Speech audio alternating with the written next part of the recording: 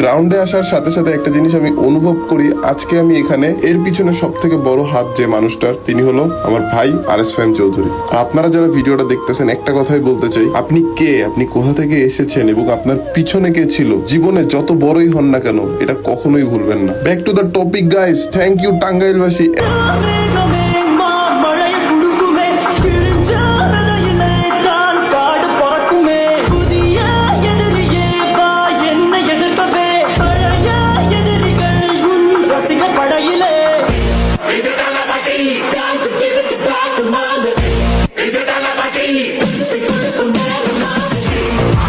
এত সুন্দর একটা স্টান্ট শো আমাকে উপহার দেওয়ার জন্য। ইনশাল্লাহ গাইজ আমরা আবার আসবো, আমরা আবার কাঁপাবো। যাদের সাথে দেখা করতে পারি নাই, ইনশাল্লাহ নেক্সট বার সবার সাথে দেখা হবে। ভালোবাসা যে টাকা দিয়ে কেনা যায় না, এটা টাঙ্গাইলবাসী খুব সুন্দরভাবে প্রমাণ করে দিয়েছে। Shahriar Mahmud signing out. সবাই ভালো থাকবেন, সুস্থ থাকবেন।